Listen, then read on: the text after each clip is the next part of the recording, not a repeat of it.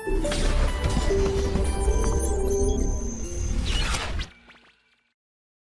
Next इसमें बच्चों कुछ और भी ऐसी वैरायटीज जो विकसित हुई हैं उसको हम लोग यहाँ देखते हैं। एक मिनट, इसको पार्टीशन कर दें फिर।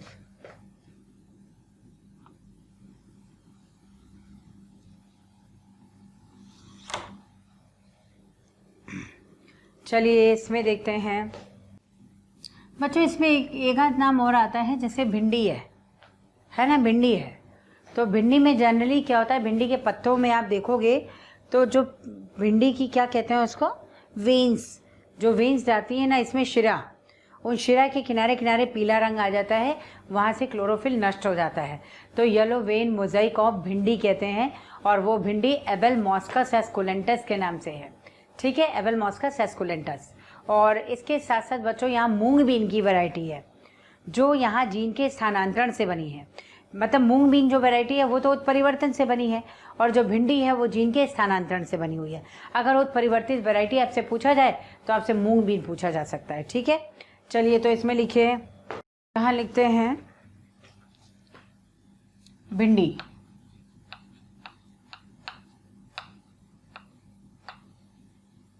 भिंडी की जीन स्थानांतरण से बनी किस्म, जीन स्थानांतरण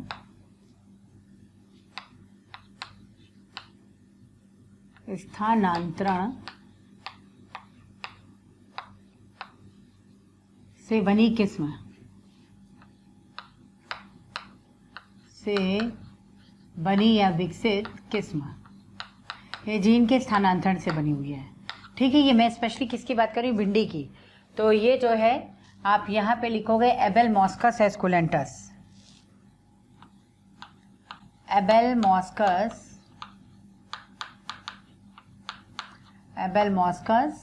एस्कुलेंटस,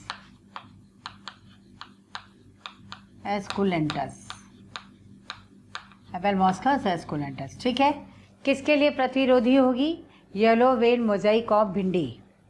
ठीक है, तो इसको आप लिखेंगे भिंडी की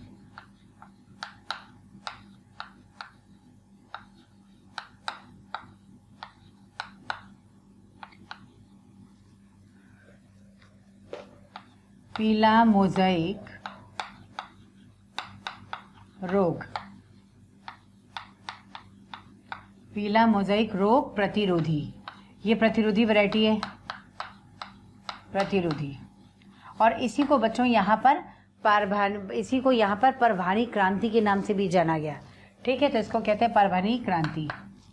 परभानी बनी, आपकी हिंदी में शायद बनी लिखा हुआ है, परभानी क्रांति यानी क्रांतिकारी परिवर्तन जो है ये किस में आया, भिंडी में आया। पहले भिंडी की एक वैरायटी होती थी एबेल मॉस्कस मिनी हॉटलैंड, उसमें से जो प्रतिरोधी जीन था उसको स्थानांतरित किया गया है एबेल मॉस्कस एस्कुलेंटस में, और वो नई किस्म विकसित हो गई जो कि यहाँ पीला मोजाइक रोग होता है ना, उसके लिए प्रतिरोधी है ये। इसी को बच्चों यहाँ परभनी क्रांति के नाम से जाना गया। ठीक, ऐसे ही एक उदाहरण यहाँ पे मूंग बीन का है। जैसे मान लो मैंने एक एग्जाम्पल लिया भिंडी का, दूसरा एग्जाम्पल आप लेंगे मूंग बीन। मूंग बीन क्या बता भाई, मूंग की जो बीन से फली है तो मूंग हो गया, और इसको आप लिखेंगे उत्परिवर्तित जाति। उत्परिवर्तित जाति, आपसे उत्परिवर्तित जाति का उदाहरण अगर इसमें से छांटना हो तो आप यहाँ से मूंग के लिए लिखेंगे ये उत्परिवर्तित जाति है। ठीक है, चलो बच्चों, तो ये तो जो है कुछ इसमें विकसित वैरायटीज़ हैं।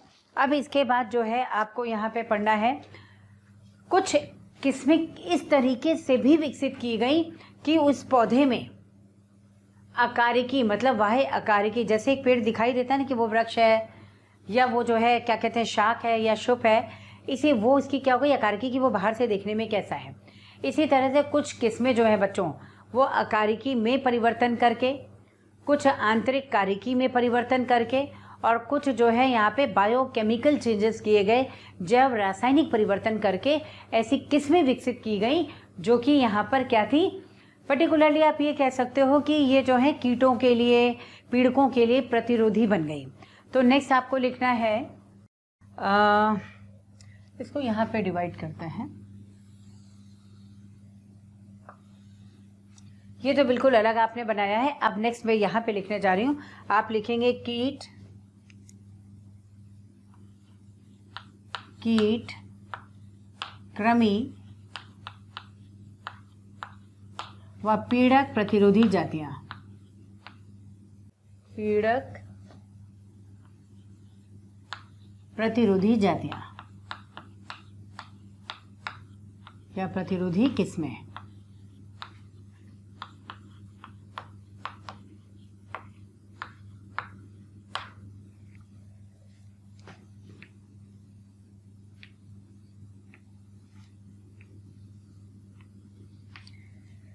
चलो बच्चों, इसमें देख लेते हैं। इसी में मैं बता रही हूँ आपको वो किस्में विकसित कैसे की गई हैं। इनमें कुछ पौधों में अकारिकी, कुछ में कारिकी और जैव रासायनिक परिवर्तन के द्वारा विकसित जातियाँ।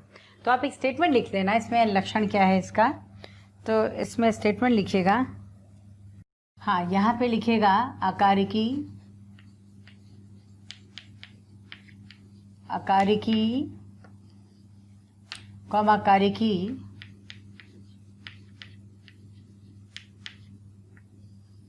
अकारिकी, कारिकी तथा जैव रासायनिक,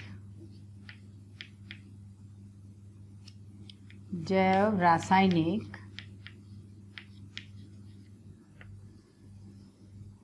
परिवर्तन, जैव रासायनिक परिवर्तन से विकसित जाति,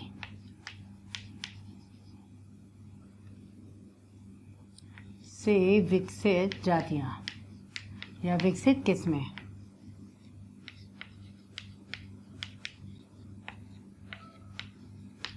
चलिए इसमें से कौन कौन सी किस्में हैं, इसमें देखते हैं। नंबर 1, जो गेहूं विकसित किया गया बच्चों, उसका तना ठोस था। ठीक, तो एक ठोस तने वाला गेहूं विकसित किया गया और स्टेम ऑफ फ्लाई या कीट है वो, उसके लिए क्या हो गया, वो प्रतिरोधी हो गया। तो इसमें नंबर 1 लिखिएगा ठोस तने वाला गेहूं, ठोस तने युक्त। नहीं तो गेहूं का तना क्या होता है, खोखला होता है। ठोस तने युक्त गेहूं, तो ठोस तने युक्त बच्चों अगर गेहूं है तो ये किसके लिए प्रतिरोधी होगा, एक स्टेम ऑफ फ्लाई एक कीट होता है, उस कीट का नाम है। तो आपको लिखना है स्टेम ऑफ फ्लाई के लिए प्रतिरोधी। स्टेम मतलब तना, स्टेम ऑफ फ्लाई,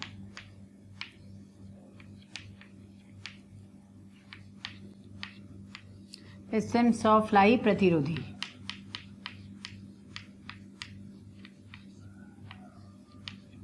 ठीक है, इसके अलावा एक हम लोग इसमें लिख सकते हैं बच्चों, जो कपास है, कपास में मकरंद को कम करना, मतलब कम मकरंद युक्त और चिकनी पत्तियों वाला कपास, वो किसके लिए होगा, कॉटन बॉल वर्म।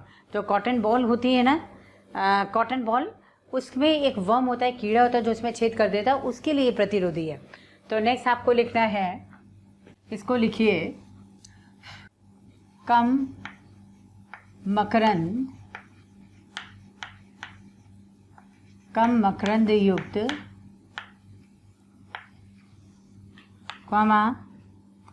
चिकनी पत्ती युक्त या चिकनी पर्ण युक्त, पर्ण युक्त कपास। तो ये किसके लिए प्रतिरोधी है, कॉटन बॉल वर्म। कृमि होता है, वर्म मतलब कृमि, cotton ball worm.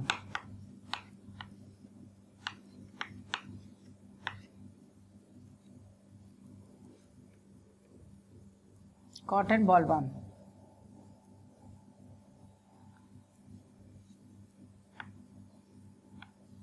Cotton ball worm मतलब कृमि, कृमि। ठीक है, और तीसरी बच्चों एक ऐसी जाति थी मक्के की, जिसमें मक्के को जो है कम मकरंद युक्त बनाया गया और एस्पार्टिक अम्ल इसकी मात्रा उच्च कर दी गई। तो ये किसके लिए प्रतिरोधी हो गया, यहाँ पे जो है तना छेदकों के लिए जो है वो प्रतिरोधी हो गया, जो तने में छेद कर देते हैं।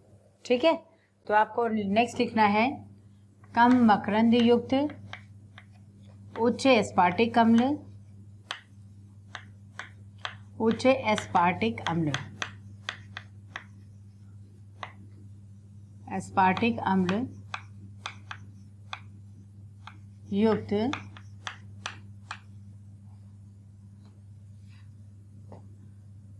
मक्का।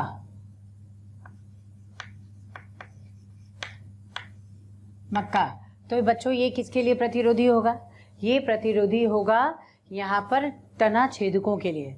तो तना छेदक प्रतिरोधी लिखेंगे आप, तना छेदक प्रतिरोधी।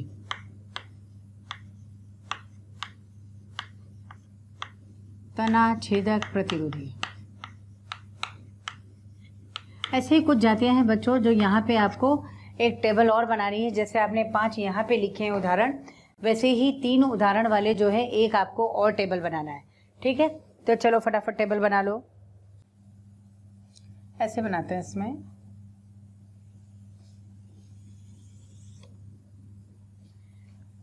यहाँ आप लिख देंगे ये प्लांट है, ये किस्म हो गई या वैरायटी, और सबसे लास्ट में यहाँ पे लिख देंगे आप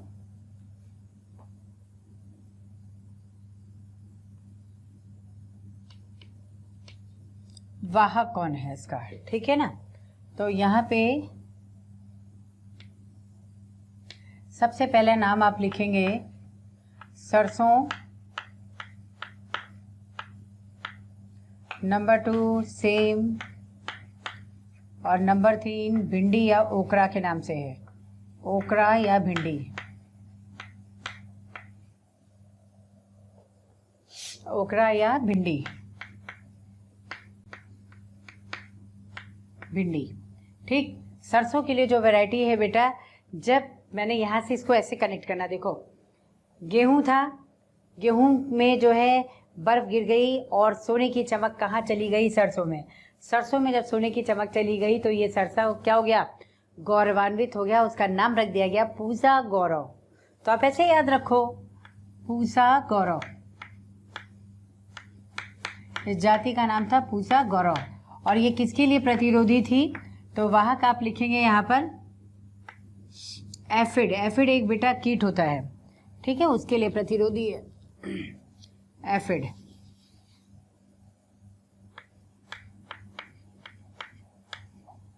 एफिड प्रतिरोधी,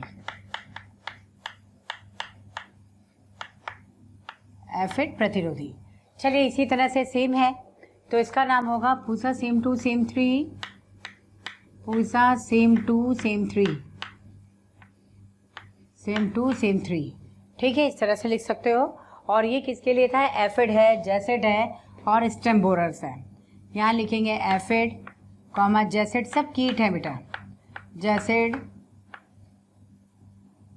और एक लिखेंगे तना छेदक, तना छेदक प्रतिरोधी, तना छेदक प्रतिरोधी। ठीक है, ये हो गया। और तीसरी जो वैरायटी थी जो ओकरा या भिंडी है, यहाँ पे आप नाम लिखेंगे, इसका नाम है बच्चों पूसा सवानी।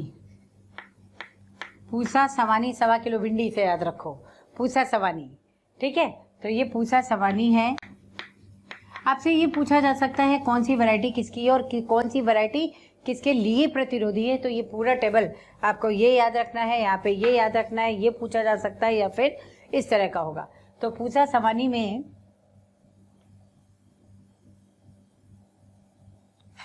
बच्चों ये जो है यहाँ पर तना छेदक है, फल छेदक है, इनके लिए प्रतिरोधी है। आप देखते हो भिंडी में अक्सर छेद आते हैं ना, इन्हें हम लोग कहते हैं फ्रूट बोरर्स या क्या कहते हैं, फल छेदक। और ऐसे ही स्टेम बोरर्स होते हैं, बोरिंग करना, छेद करना होता है ना, तो छेद कर देते। तो इनको आप लिखेंगे तना छेदक व फल छेदक, तना व फल छेदक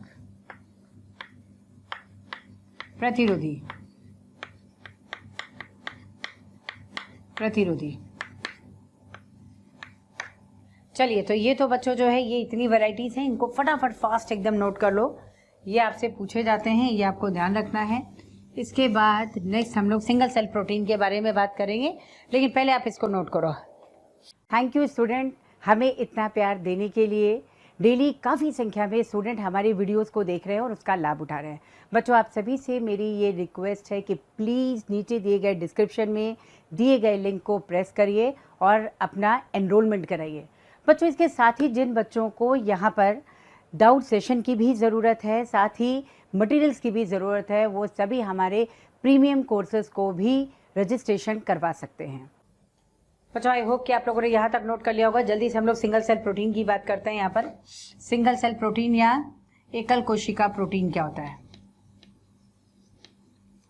single cell proteins, SCP short में कहते हैं इसको, सिंगल सेल प्रोटीन या SCP।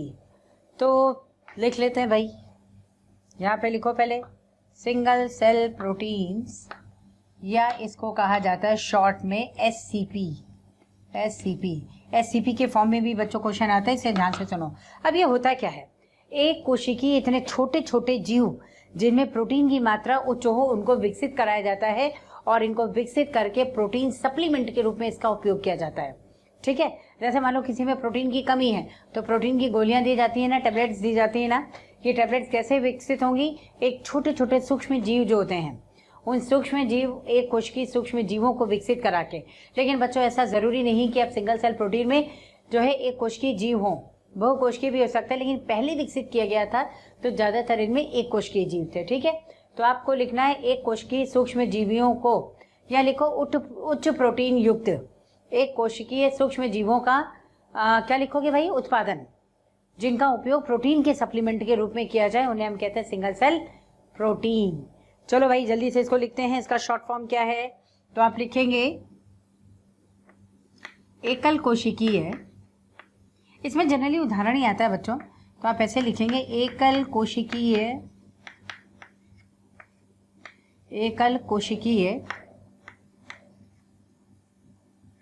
सूक्ष्म जीव या सूक्ष्म जीवों, यानी माइक्रोब्स अगर आते हैं इसमें, सूक्ष्म जीवों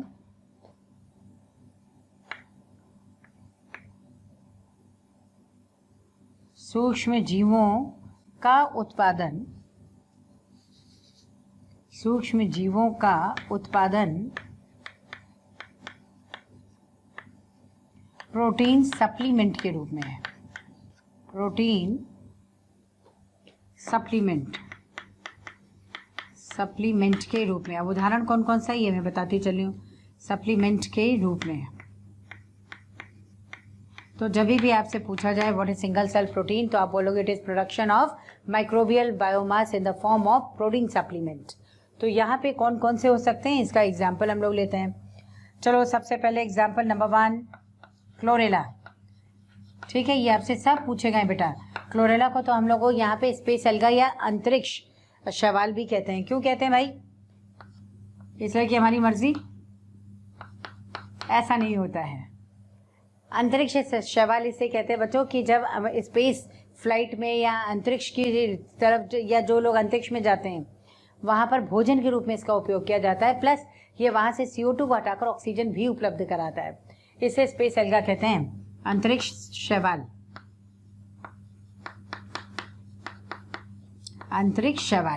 चलो भैया, दूसरा एग्जाम्पल क्या हो सकता है? सब आए हुए बेटा। दूसरा एग्जाम्पल ईस्ट है। ईस्ट का भी जो है प्रोटीन के रूप में उपयोग किया जाता है। ठीक है, तीसरा एग्जाम्पल आ जाओ। एक एग्जाम्पल बच्चों यहाँ स्पाइरुलिना है ना, स्पाइरुलिना।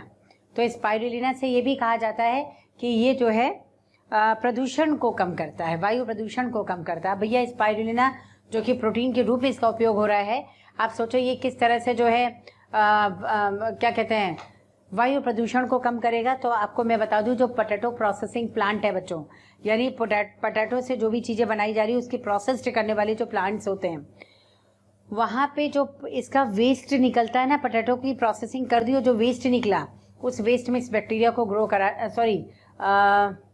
क्या कहते हैं, स्पाइरुलिना है ना, ब्लू ग्रीन एल्गी है, तो इसको विकसित करा लिया जाता है और विकसित करा करके प्रोटीन सप्लीमेंट के रूप में उपयोग हो गया। प्लस जो वेस्ट था, अगर बाद में वो विघटित होता या घटित होता तो अब घटित होने के पश्चात ये हानिकारक गैसें छोड़ता, जो कि वायु प्रदूषण कर सकता था। तो एक तरफ ये वायु प्रदूषण को भी रोकता है और दूसरी तरफ प्रोटीन सप्लीमेंट के रूप में इस्तेमाल होता है। तो जल्दी से लिख लो यहाँ स्पाइरुलिना, ये ब्लू ग्रीन एल्गी है, स्पाइरुलिना। स्पाइरुलिना ब्रैकेट में डाल देना।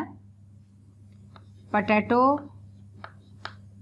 पोटैटो मतलब आलू, पोटैटो प्रोसेसिंग प्लांट,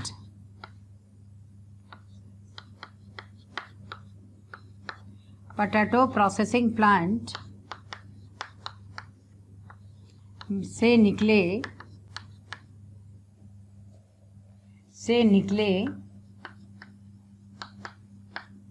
वेस्ट यानी अपशिष्ट, निकले अपशिष्ट में विकसित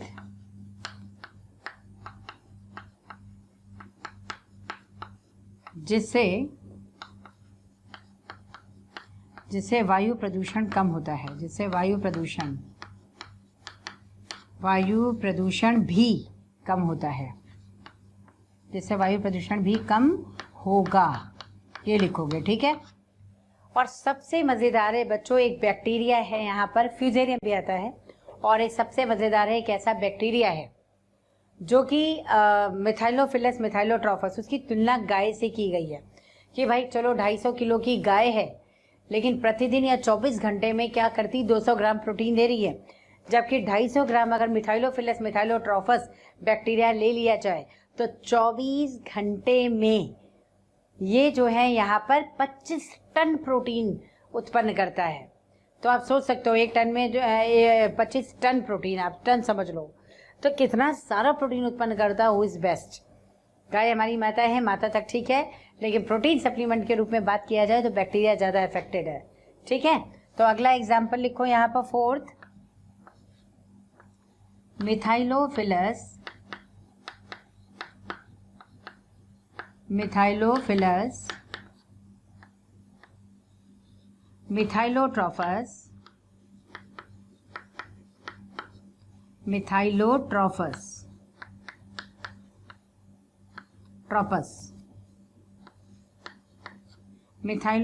मिथाइलोट्रॉपस बैक्टीरिया,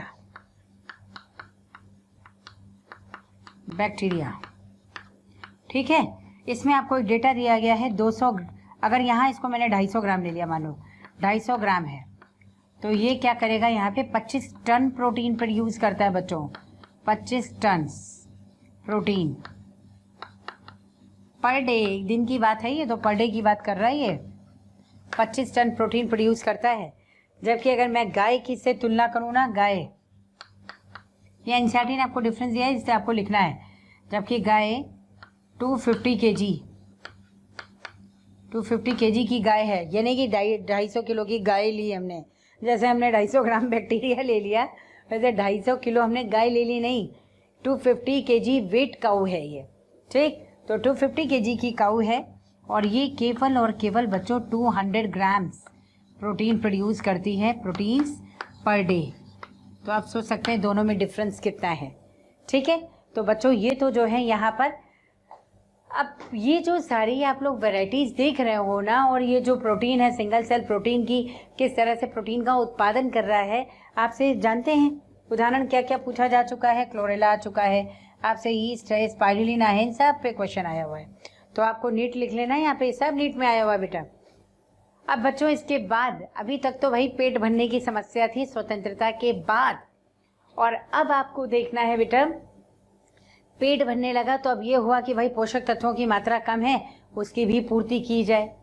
तो नेक्स्ट जो था वो पोषक तत्वों की खोज से रिलेटेड था कि पोषक तत्वों युक्त जो किस्में थी उनको विकसित कराया गया, पोषक तत्व युक्त जो किस्में थी उनको विकसित कराया गया। तो चलिए नेक्स्ट अब हम लोग देखते हैं इसमें कि पोषक तत्व युक्त किस्में किस प्रकार विकसित की गई।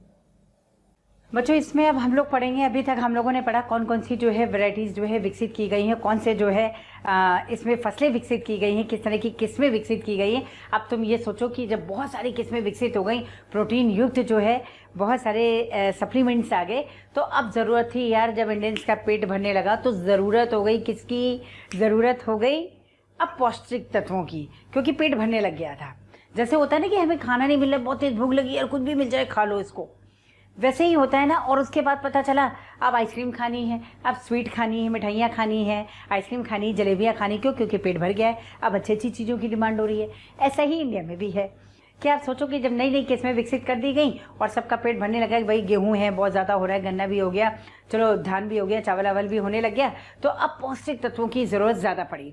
तो बच्चों इसमें भी क्या हुआ कि कुछ ऐसी किस्मों और जातियों का विकास किया गया जो यहाँ पर पोषक युक्त हो, पोषण युक्त अगर है तो उन जातियों का विकास किया गया। तो आप ये भी समझ सकते हो कि एक ऐसी तकनीक है जिसमें पोषण युक्त किस्मों का विकास या पोषक युक्त किस्मों का विकास करना, ये कहलाता है जैव पुष्टिकरण, पौष्टिक हेल्दी बनाना। ठीक है, तो ये जैव पुष्टिकरण कहलाता है। तो इसमें आप देखोगे कि जैव पुष्टिकरण या जिसे हम बायो फोर्टिफिकेशन कहते हैं, इनमें ऐसी ही किस्मों को विकसित किया गया। बच्चों चलो इसमें हम लोग देखते हैं अब यहाँ पर, जैसे हम लोगों ने यहाँ पे क्या कहते हैं प्रोटीन से संबंधित पढ़ा कि जहाँ पर प्रोटीन युक्त ज़्यादा विकसित करा दिया जाए, ऐसे जीवों को विकसित कराया जाए जो प्रोटीन प्रचुर हो और प्रोटीन सप्लीमेंट के रूप में इसका इस्तेमाल हो, उसको हम लोग क्या कहते हैं सिंगल सेल प्रोटीन। अब आप यूँ सोचो कि जब इतनी सारी फसलें विकसित कर ली गई कि लोगों का पेट भरने लग जाए, तो अब लोगों को प्रॉब्लम ये थी कि बीमारियां बहुत हो रही हैं, तो पौष्टिक जो है भोजन चाहिए था उनको। अब खाली खाने से काम नहीं चलेगा, जो पोषक युक्त होगा अब काम उससे चलेगा। ये तो कुछ यूँ ही हो गया ना यार, हम लोग भूखे हैं, अब हम भूखे हैं अगर, तो पता चला कि अब जो है पेट जल्दी से भर जाए, कुछ भी मिल जाए। जब पेट भर गया तो जी आइसक्रीम ले आओ, अब आइसक्रीम खानी है, लड्डू खाने हैं, मिठाइयाँ खानी, जलेबी खानी, कितना मज़ा आ रहा है। बस वैसे ही कुछ समझ लो ये हालत थी कि जब पेट भरने लग गया लोगों का, तो अब ज़रूरी था यहाँ पे कि यहाँ न्यूट्रिएंट जो है मिले, पोषक युक्त पदार्थ मिले। अब इस तरह से चाहिए था। तो पहले जो जातियाँ विकसित की गई थी, आप यूँ समझो बच्चों, हरित क्रांति के समय जो जातियाँ विकसित की गई वो केवल उत्पादन क्षमता को बढ़ाने के लिए थी। लेकिन अब जो है, अगर हम यहाँ पे बायो फोर्टिफिकेशन कह रहे हैं या जैव पुष्टिकरण कह रहे हैं, मतलब इस तकनीक द्वारा ऐसे पौधों को विकसित कराना था जो यहाँ पर पोषक युक्त हों। ठीक है, तो पोषक युक्त पौधों को ही विकसित कराने की टेक्निक बायो फोर्टिफिकेशन या जैव पुष्टिकरण कहलाती है। अब इनमें किन बातों का ध्यान रखा गया? भाई जो विकसित हो जाते हैं उनमें स्वास्थ्यवर्धक वसा हो, ज़्यादा से ज़्यादा प्रोटीन हो, ज़्यादा से ज़्यादा इसमें जो है विटामिन विकसित हों, और इसके अलावा बच्चों इसमें जो है मिनरल्स या पोषक तत्व भी ज़्यादा से ज़्यादा विकसित हो। ऐसी जातियों को यहाँ पे विकसित किया गया।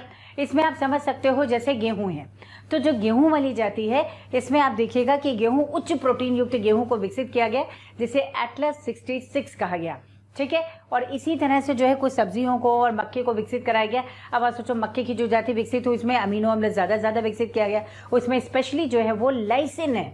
तो लाइसिन जो बच्चों विकसित कराया गया, उसमें आपको ये ध्यान रखना है कि जो लाइसिन है ये ज़्यादा से ज़्यादा विकसित हो। उसमें कौन सी जो है वैरायटी है मक्के की?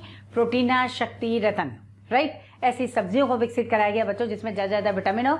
जैसे आप देख सकते हो यहाँ पे कद्दू हो गया, गाजर हो गया, और इसके साथ साथ पालक है। इसमें विटामिन ए को ज़्यादा से ज़्यादा विकसित कराया गया। इस गाजर में भी विटामिन ए होता ही है, तो गाजर हो गया और पालक, और इसके साथ साथ आपको जो है कद्दू याद रखना है। दूसरी चीज़ देखो, विटामिन सी युक्त होना चाहिए। उसमें टमाटर को विकसित कराया गया, बथुए को विकसित कराया गया, इसके अलावा सरसों हो गया और करेला, ये विकसित कराया गया। अब इसके बाद बच्चों पालक है, बथुआ है, इसको इस तरह से भी विकसित किया गया कि इसमें ज़्यादा से ज़्यादा आयरन और कैल्शियम विकसित हो जाए, राइट।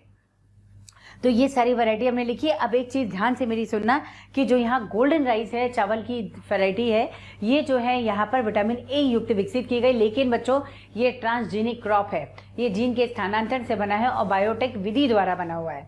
ठीक है, तो इसको ट्रांसजेनिक क्रॉप भी कहते हैं। और ये विटामिन ए युक्त चावल था जिसे गोल्डन राइस कहा गया।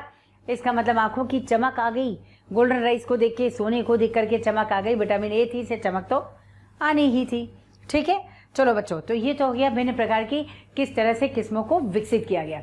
चलिए नेक्स्ट हम लोग इसमें देखते हैं। अब हम लोगों को बच्चों अब इसमें जो पढ़ना है वो टिश्यू कल्चर या ऊतक संवर्धन पढ़ना है। ठीक है, तो अब टिश्यू कल्चर या ऊतक संवर्धन होता क्या है? आप ये समझ लो, प्लांट या प्लांट का कोई पार्ट लेकर के, प्लांट का कोई पार्ट लेकर के पोषक युक्त विलयन में इसको विकसित कराना, इसे कहते हैं ऊतक संवर्धन। ऊतक संवर्धन के फायदे क्या हैं बच्चों? ऊतक संवर्धन के फायदे ये हैं कि एक तो किसी भी पोषक तत्व की कमी नहीं होगी। ठीक, इन सब को यहाँ स्टरलाइज करके डाला जाता है।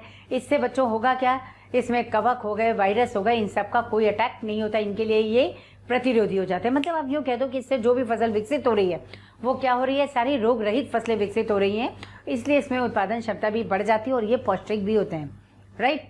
तो इसमें भिन्न प्रकार की संवर्धन विधियां हम लोग पढ़ेंगे और एक 1 बाय 1 इसके पार्ट्स को पढ़ते हैं, ठीक है। चलिए इसको देखते हैं। चलिए सबसे पहले इसमें देखते हैं ऊतक संवर्धन क्या है। तो ऊतक संवर्धन देखिए, या जिसे टिश्यू कल्चर कहते हैं। बच्चों काफ़ी संख्या में डेली हमें बहुत सारे कमेंट्स आ रहे हैं कि वी प्लीज़ इस टॉपिक पे वीडियो बनाएं, इस सब्जेक्ट पे वीडियो बनाएं। तो आप सभी से मेरी रिक्वेस्ट है कि प्लीज़ हमारे यूट्यूब चैनल को सब्सक्राइब करें और उसमें दिए गए बेल आइकन को प्रेस करें ताकि टाइम टू टाइम आपको नोटिफिकेशन मिलता रहे। बच्चों हम ऐसा इसलिए कह रहे हैं कि बहुत सारे बच्चे उसी टॉपिक की रिक्वेस्ट करते हैं जो ऑलरेडी हमारे चैनल्स पे दिए हुए हैं। तो आप सभी से रिक्वेस्ट है कि आप सभी जो है उस चैनल पे जा कर के उन सारे वीडियोस का लाभ ज़रूर उठाएं। टिश्यू कल्चर, या इसको कहते हैं ऊतक संवर्धन।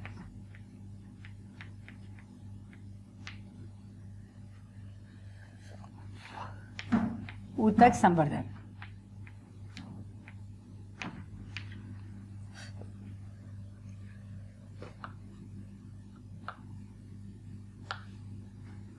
चलिए, ऊतक संवर्धन मैंने कहा था कि प्लांट या प्लांट का पार्ट, कोई भी प्लांट या प्लांट के पार्ट से कोई भी पौधा और उसके किसी भाग से पोषक युक्त विलयन में उसको विकसित कराकर नए पौधे को विकसित कराने की विधि जो है ये ऊतक संवर्धन है। बच्चों इसमें आप लोगों ने एक टर्म और पढ़ रखा होगा, टॉटिपोटेंसी या पूर्ण शक्तता, ठीक है ना। किसी केंद्रक युक्त जीवित कोशिका कि वो टेंडेंसी, वो इसके अंदर लक्षण जिसके कारण विकसित होकर के पूर्ण जीव बना ले, उसे कहते हैं पूर्ण शक्तता। यानी पूर्ण शक्तता के द्वारा ये विधि क्या है, पूर्ण शक्तता ही तो है। आपने प्लांट का कोई छोटा सा भाग लिया, उससे पूरा पौधा विकसित करा दिया, दिस इज कॉल्ड टॉटिपोटेंसी। तो ये टॉटिपोटेंसी है, ठीक है। चलिए इसकी पहले परिभाषा लिखते हैं बच्चों जल्दी से। पौधे या पौधे का कोई भाग, पौधे का कोई भाग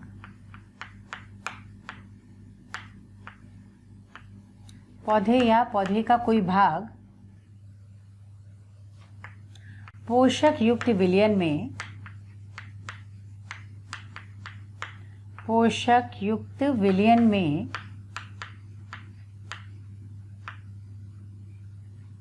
में विकसित करा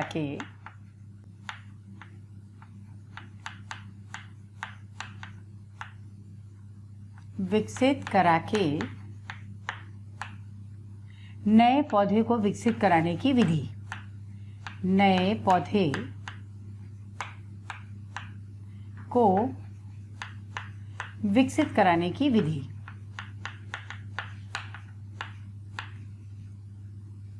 विकसित कराने की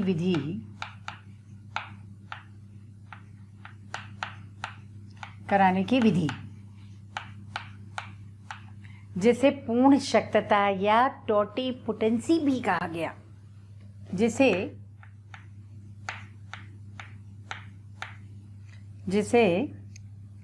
पूर्ण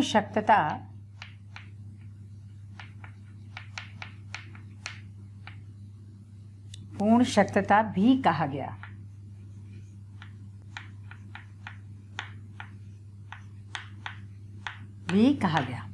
ठीक है। अब ये पूर्ण शक्तता क्या होती है? पूर्ण शक्तता या टॉटिपोटेंसी कहते हैं इंग्लिश में इसको, टॉटिपोटेंसी।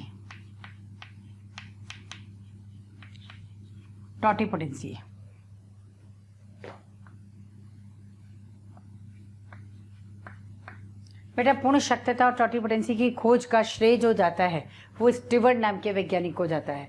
उन्होंने कहा था किसी केंद्रक युक्त जीवित कोशिका का वह लक्षण जिससे वो विकसित होकर के नया पौधा बना दे, तो इसको क्या कहते हैं? पूर्ण शक्तता। ठीक है, तो इसकी खोज आपको स्टीवर्ट का नाम दिया गया है, स्टीवर्ट। स्टीवर्ट द्वारा हो गया। अगला आप लिखेंगे जीवित केंद्रक युक्त, जीवित केंद्रक युक्त, ये जरूरी बेटा उसमें केंद्रक हो, है ना, केंद्रक नहीं होगा तो विकसित नहीं होगी। जीवित केंद्रक युक्त कोशिका, कोशिका ये विकसित होकर के पूर्ण पौधा बना दें, संपूर्ण पौधा,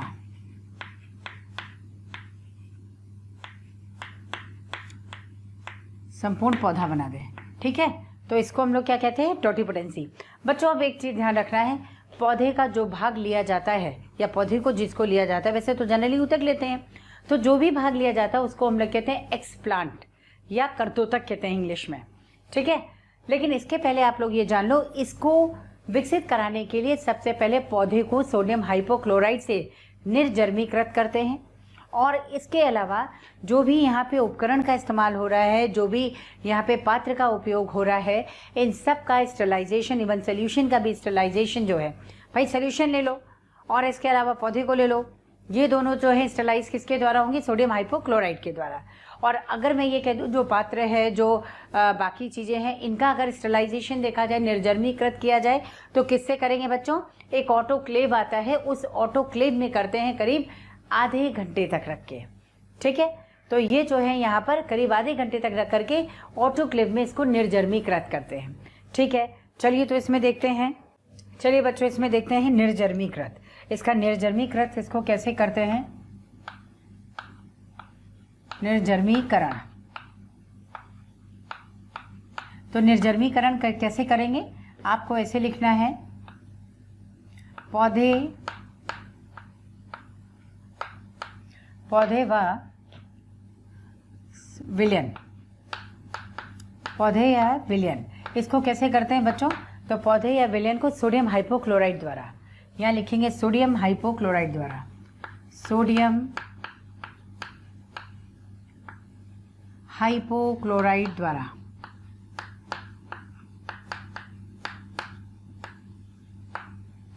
हाइपोक्लोराइड द्वारा। ठीक है, दूसरा आप इसमें देखिए, जो पात्र होगा, जो उपकरण होगा, उपकरण, पात्र, इन सबको कैसे करेंगे बच्चों, ऑटोक्लेव में रख करके। ठीक है, ऑटोक्लेव में, ऑटोक्लेव एक उपकरण आता है बच्चों, ऑटोक्लेव प्रेशर कुकर की तरह होता है, उसमें करते हैं। तो ऑटोक्लेव में 120 डिग्री सेंटीग्रेड पर आधे घंटे तक रख के, तो ऑटोक्लेव में 120 डिग्री सेंटीग्रेड पर 30 मिनट तक, 30 मिनट तक इसको रख करके निर्जर्मीकृत कर लेते हैं। अब ये पोषक युक्त विलयन में क्या क्या होता है, तो पोषण विलयन लिखो, पोषक विलयन,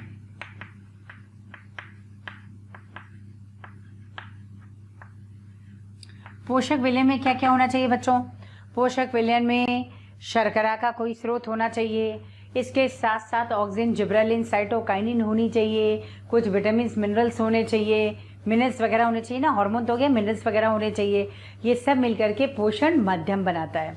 ठीक है, तो इसमें लिखो कार्बन स्रोत के फॉर्म में आप मैनोज, क्या कहते हैं, कार्बन स्रोत के फॉर्म में आप कुछ भी ले सकते हैं, ग्लूकोज वगैरह भी डाल सकते हैं, तो आप लिखेंगे कार्बन स्रोत,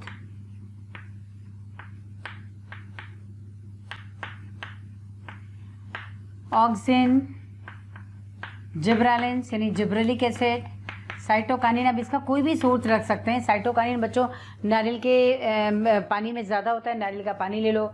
जिब्रेलिन जो होता है वो मक्के के एक्सट्रैक्ट में होता है, वो ले लो। ऑक्सिन के फॉर्म में जो है ले सकते हो आप लोग, है ना। इसके अलावा जो है विटामिन्स, और क्या हो सकता है, और आप इसमें लिखोगे पोषक तत्व, लघु मात्रिक और दीर्घ मात्रिक तत्व सारे होंगे। ठीक, पोषक तत्व, पोषक तत्व ये सब इसमें उपस्थित होना चाहिए। ठीक है, नेक्स्ट देखो बच्चों, प्लांट का जो भाग लेते हैं, प्लांट अथवा प्लांट का भाग आप लिखेंगे प्लांट पार्ट। जो प्लांट पार्ट बच्चों इसमें लिया जाता है इसको क्या कहते हैं, एक्सप्लांट या कर्तोतक। एक्सप्लांट,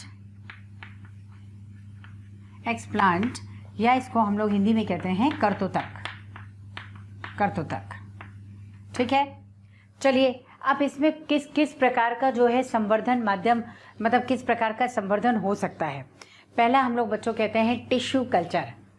ठीक है, टिश्यू कल्चर साधारण रूप से कैसा बनता है, तो उसमें जो है सबसे पहले हम लोग ले लेंगे टिश्यू कल्चर। तो टिश्यू कल्चर में हम लोग की जो पहली विधि होगी वो क्या होगी बच्चों, टिश्यू कल्चर में पहला जो आएगा सिंपल टाइप होता है, उसे हम कहते हैं callus culture. Number 1 callus culture, callus संवर्धन या कैलस कल्चर कह सकते हैं। चलिए, कैलस कल्चर या संवर्धन क्या होता है बच्चों, इसमें क्या होता है, एक्सप्लांट आपने जैसे लिया ऐसे लिखोगे एक्सप्लांट यानी कर्तोतक। अब ये विकसित होकर सबसे पहले क्या बनाएगा, कैलस बनाएगा। कैलस बनाता है बच्चों सबसे पहले, तो ये कैलस होता क्या है, कैलस होता है अनडिफरेंशिएटेड मास ऑफ सेल्स, यानी कोशिकाओं का वो समूह जो विभेदित ना हो, अविभेदित कोशिकाओं का समूह। ये डेफिनेशन आई हुई है बच्चों, इस डेफिनेशन को आपको ऐसे ही पढ़ना है। ठीक है, चलिए लिखिए कैलस क्या होता है, इसका मीनिंग लिखो।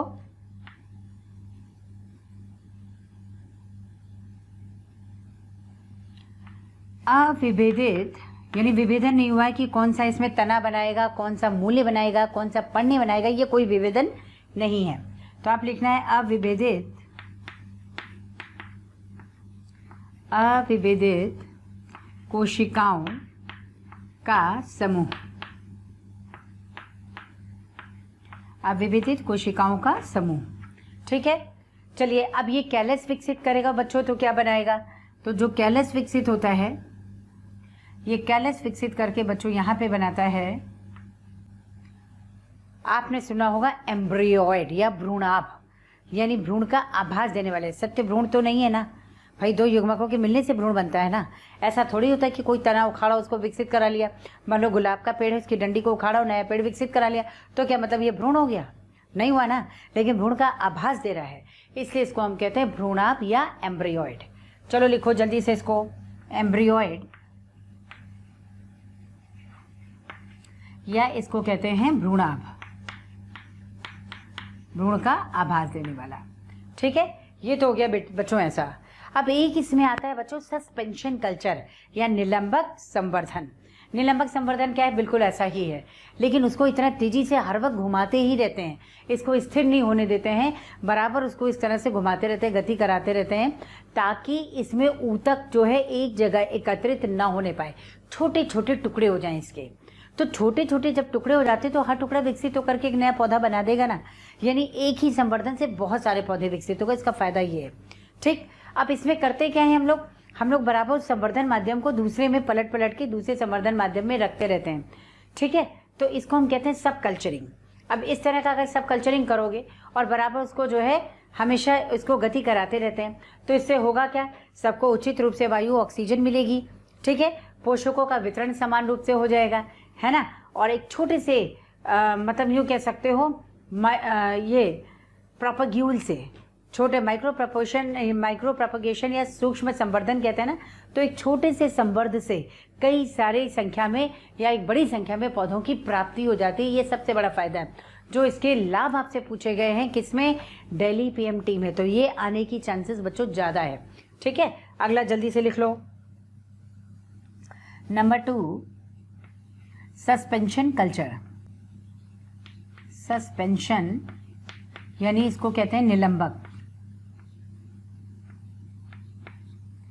निलंबक या निलंबन कल्चर या निलंबक कह दो, सस्पेंशन कल्चर यानी सस्पेंडेड फॉर्म में रहे, स्थिर ना होने पाए। ठीक है,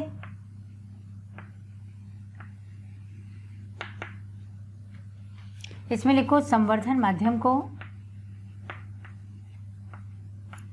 संवर्धन माध्यम या संवर्धन को लगातार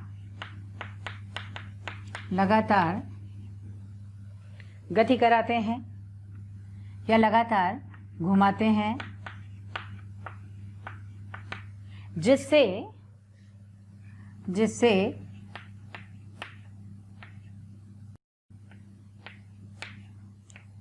जिससे ऊतकों का संग्रह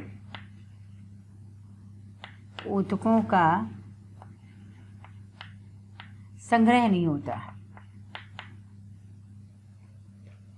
बच्चों, अगर आपको हमारे वीडियोस पसंद आए हैं तो इसे लाइक शेयर करना ना भूलें, ताकि ये वीडियो सभी ज़रूरतमंद बच्चों तक पहुंच सके। बच्चों, आपके इतने अपार स्नेह के कारण हमारी पूरी मोशन टीम इतनी ज़्यादा मोटिवेटेड है और बेस्ट कंटेंट आपको उपलब्ध कराने के लिए हम सभी तत्पर हैं। नहीं होता वह छोटे छोटे ऊतकों के खंड बन जाते हैं। वह कई छोटे ऊतक खंड बन जाते हैं। ऊतक खंड,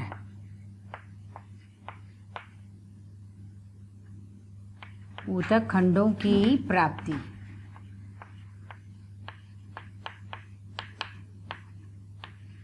ऊतक खंडों की प्राप्ति, इसका फ़ायदा क्या है? फ़ायदा यह है कि इसको ऑक्सीजन मिल रही है, बराबर समान, मतलब यूँ कह सकते हो समान रूप से जो है वो पोषकों का वितरण हो रहा है, और इसके साथ साथ छोटे प्रपग्यूल से बड़ी संख्या में पौधों की प्राप्ति। ठीक है, तो इसका जो है आप लिखिए, इसके लाभ क्या हैं। ये लाभ आपसे पूछे गए हैं, तो आप लिखिएगा ऑक्सीजन की उपलब्धता,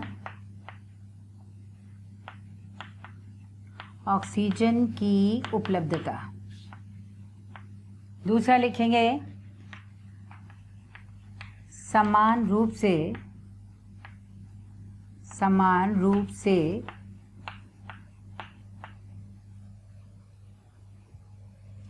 पोषकों का वितरण,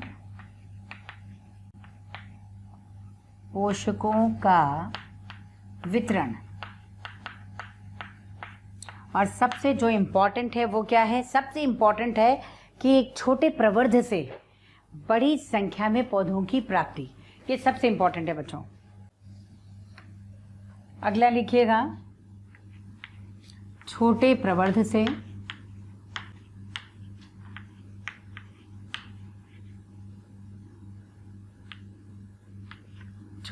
प्रवर्ध से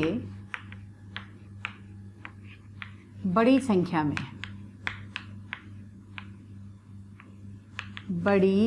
में पौधों की प्राप्ति या पौधे प्राप्त।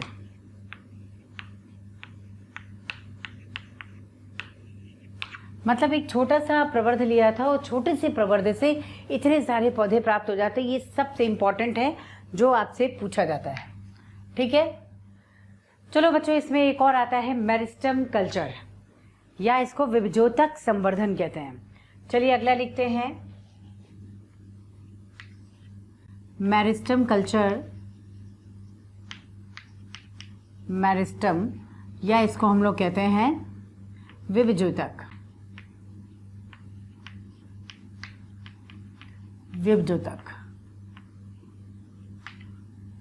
कल्चर। बच्चों, सबसे इम्पोर्टेंट जो इस पे क्वेश्चन पूछा गया है, इसमें हम लोग एक्सप्लांट के रूप में क्या लेते हैं?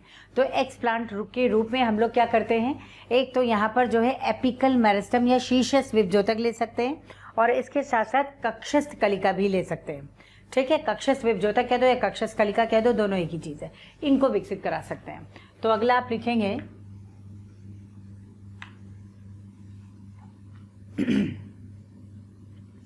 एक्सप्लांट क्या होगा?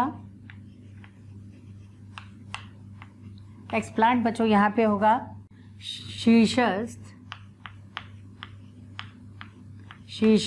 या एक्सिलरी एपिकल बोल देंगे, शीर्षस्थ व कक्षस्थ कलिका। इसका उपयोग क्यों किया जाता है बच्चों? जब भी वायरस फ्री कल्चर बनाना हो, यानी वायरस रहित अगर पौधा विकसित कराना हो, तो इस तरह का संवर्धन किया जाता है। क्यों? क्योंकि एपेक्स है, यहाँ पे कभी भी वायरस नहीं होते बच्चों। मतलब आप यूँ समझ सकते हो, इतना ऑक्सीजन का सांद्रण ज़्यादा होता है कि इसमें वायरस हो ही नहीं सकते, और ये जो है इतनी तेज़ी से गति करेगा, वायरस विकसित ही नहीं हो पाएंगे। तो यहाँ पे ऑक्सीजन का सांद्रण ज़्यादा होने से कभी भी वायरस नहीं होते, इसलिए हम लोग यहाँ पे मेरिस्टम्स का ही उपयोग करते हैं और एपिकल मेरिस्टम का करते हैं। ठीक है, तो इसका उद्देश्य क्या है, यहाँ पे लिखिएगा वायरस रहित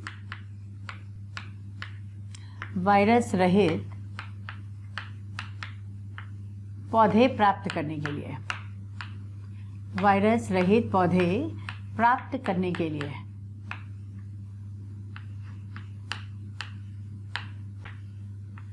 पौधे प्राप्त करने हेतु ये इसका उद्देश्य है मेन। बच्चों आपसे क्वेश्चन इस पे पूछा गया है, किसका उपयोग करते हैं, एक तो शीर्षस्थ कलिका, दूसरा कक्षस्थ कलिका आया हुआ है, आप इसमें नीट डाल दीजिए। दूसरा पूछा गया इस कल्चर का उपयोग क्यों किया जाता है, तो वायरस रहित पौधा प्राप्त करने के लिए। क्वेश्चन इससे भी आया हुआ है। ठीक है, चलिए अगला देखते हैं। एंथर कल्चर कहते हैं बच्चों, एंथर आप लोग पढ़ चुके हैं। एंथर यानी परागकोश, तो परागकोश अथवा परागकण संवर्धन, तो इसको लिखेंगे एंथर अथवा परागकोश, या फिर इसको कहते हैं पॉलन, परागकण, पॉलन कल्चर। तो इस कल्चर को करने का उद्देश्य क्या होता है बच्चों, बस वही है, सीधी सी बात। परागकोश का मतलब भी इसमें परागकणों को ही संवर्धित करना है। तो इसका उद्देश्य क्या है, सबसे पहले एक एम्स में लास्ट ईयर क्वेश्चन आया था, इसकी खोज किसने की थी, तो इसकी खोज की थी किसने, गुहा और माहेश्वरी ने। गुहा और माहेश्वरी ने बच्चों इसकी खोज की थी और इन्होंने परागकणों का ही कल्चर किया। क्यों किया, अगुणित पौधे को प्राप्त करने के लिए, क्योंकि बाद में कोल्सिसिन डाल करके जो है इसको फिर से द्विगुणित करा जा सकता है, लेकिन अगुणित जब पौधा प्राप्त होगा तो कम से कम जिस लक्षण के साथ है उस लक्षण के लिए तो वो शुद्ध होगा ना। भाई स्मॉल टी अगर आ गया तो जाहिर सी बात है वो बड़ा पौधा होगा, और अगर कैपिटल टी आ गया तो वो क्या होगा, लंबा पौधा होगा। इसमें कोई ये गुंजाइश तो नहीं है कि भाई ये संकर है लंबा, हमेशा शुद्ध लंबा ही होगा। इससे हमेशा अगुणित पौधों की प्राप्ति के लिए है। ठीक है, चलो जल्दी से इसको देखते हैं। इसका उद्देश्य क्या है, तो आप कहेंगे अगुण, पहले तो इसकी खोज किसने की है, सबसे पहले ये क्वेश्चन आया हुआ है, तो इसको आप नोट कर लो। गुहा व माहेश्वरी द्वारा खोज हुई है, गुहा व माहेश्वरी।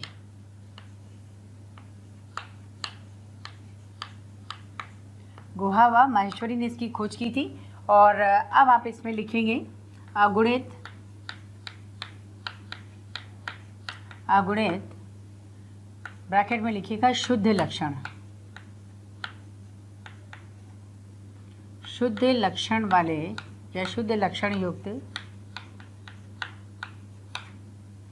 पौधे को प्राप्त करने के लिए, पौधों की प्राप्ति, पौधों की प्राप्ति। अब मेरे ख्याल में शायद आप लोग समझ चुके हैं कि अगुणित पौधों की प्राप्ति से फ़ायदा क्या है। अगुणित पौधों की प्राप्ति से फ़ायदा ये होता है बच्चों कि वो कम से कम उस लक्षण के लिए शुद्ध तो है। ठीक है, ये इसका पर्पज़ है।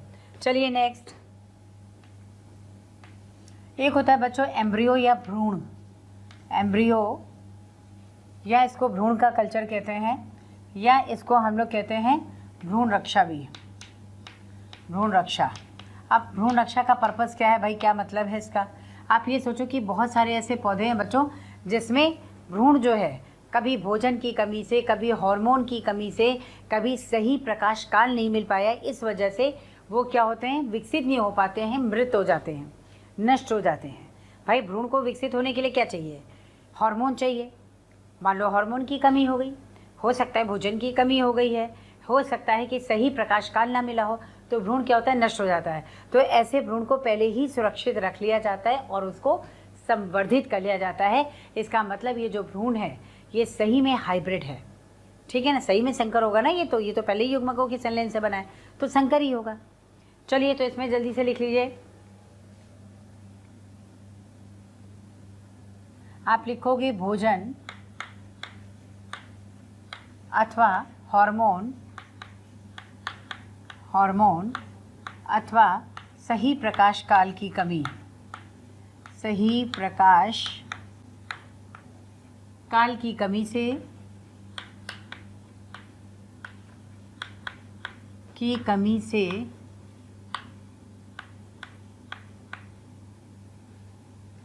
भ्रूण मृत हो जाते हैं या भ्रूण नष्ट हो जाते हैं।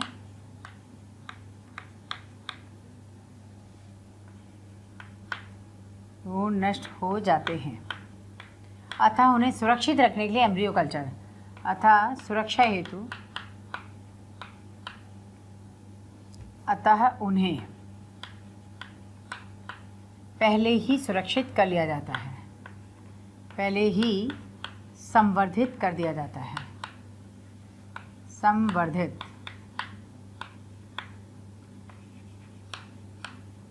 कर लिया जाता है।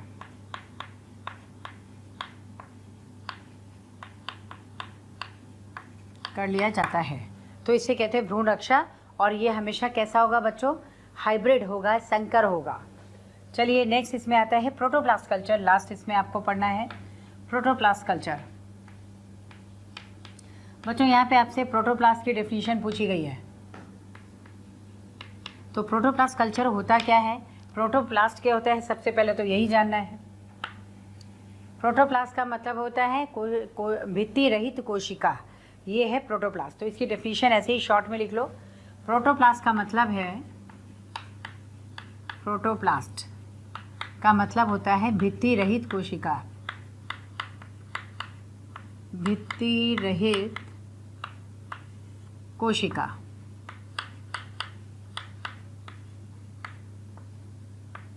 भित्ति रहित कोशिका। अब ये भित्ति रहित कोशिका बनती कैसे है बच्चों? सेल्यूलेज एंजाइम सेल्यूलोज को गला देगा, पैक्टिनेज एंजाइम पैक्टिन को गला देगा।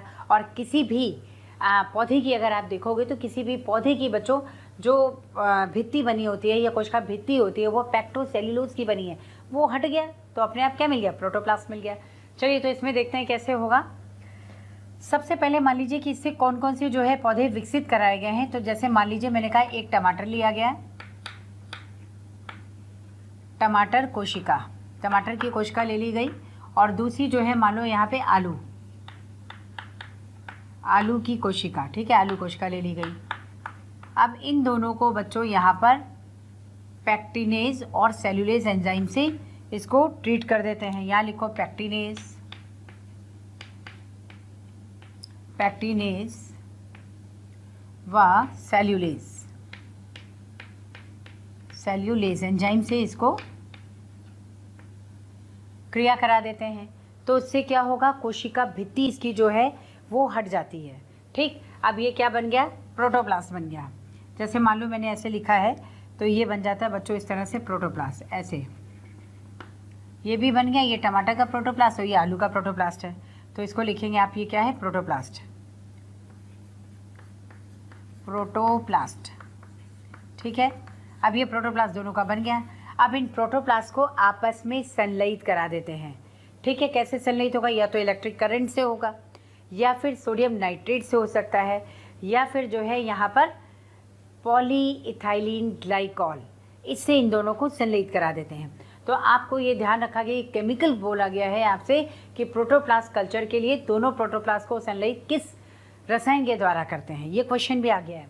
तो आपको सोडियम नाइट्रेट अथवा यहाँ पर जो है वो क्या दिया गया है नाम? Polyethylene glycol. ठीक है, तो जल्दी से इसमें लिख लो। यहाँ लिखिए संलयन, ये दोनों का संलयन हो गया। और संलयन के लिए क्या यूज़ किया गया? एक तो सोडियम नाइट्रेट या फिर आप polyethylene glycol, polyethylene glycol, glycol, इसका यूज़ किया गया। अब इससे क्या हो गया बच्चों? ये दोनों संलयित हो गए। ठीक है, मान लो कि इसका केंद्रक ये था और इसका केंद्रक ये था, तो अब क्या होगा? दोनों संलयित होगा इस तरह से, ये बन गए। अब ये क्या बना? दो सोमैटिक सेल्स का हाइब्रिड बना है। प्योर हाइब्रिड नहीं है, ये सोमैटिक सेल से बना हुआ हाइब्रिड है। That's why it is called cybrid. ठीक, तो इसको साइब्रिड कहते हैं। तो इसको कहेंगे आप कायिक संकर, या इसको कहते हैं बच्चों ही साइब्रिड। सोमैटिक हाइब्रिड के तो या साइब्रिड कहते हैं। और इसी के द्वारा सोमा क्लोनल वेरिएशन होता है। सोमा क्लोनल वेरिएशन का मतलब है काई क्लोन भिन्नताएं। ये क्या प्रदर्शित करेगा? काई क्लोन भिन्नता। काई क्लोन भिन्नता तो प्रोटोप्लास्ट में संभव है ना, तो ये जो है विकसित करेगा। इसमें क्या पाई जाती है? काई क्लोन भिन्नता पाई जाती है, काई क्लोन भिन्नता।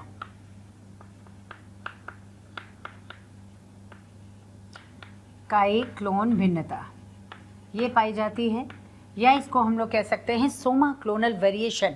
सोमैटिक सेल्स होने के बावजूद भी, क्लोन बनने के बावजूद भी इसमें भिन्नताएं हैं। ठीक है, तो इसको आप कहते हो सोमा क्लोनल वेरिएशन।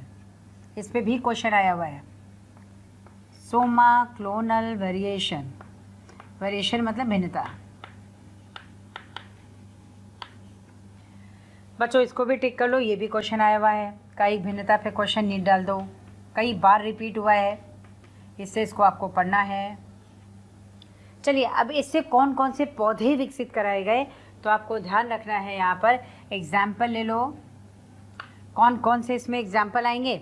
एक आएगा इसमें जैसे टमाटो और पोटैटो, इन दोनों को संलयित किया गया और पोमैटो बना दिया गया, तो आप लिखेंगे पोमैटो। पोमैटो किससे बना? पोमैटो ब्रैकेट में डालो, पोटैटो और टमाटो, पोटैटो प्लस टमाटो। ठीक है, चलो दूसरा एग्जाम्पल ब्रोमैटो है। ब्रोमैटो क्या है? ब्रिंजल और टमाटो का कॉम्बिनेशन बना जिसे ब्रोमैटो कहा गया। तो सेकेंड एग्जाम्पल लिख दो ब्रोमैटो। ब्रोमैटो, ब्रोमैटो किससे बना? लिखेंगे आप ब्रिंजल यानी बैगन, brinjal plus tomato, brinjal plus tomato, ये बन गया ब्रोमैटो। इस तरह से विकसित कराया गया। अब सवाल ये उठता है कि अगर ये विकसित करा दिया गया था तो ये मार्केट में आया क्यों नहीं? क्योंकि बच्चों इसका कोई इकोनॉमिक इंपॉर्टेंस नहीं था।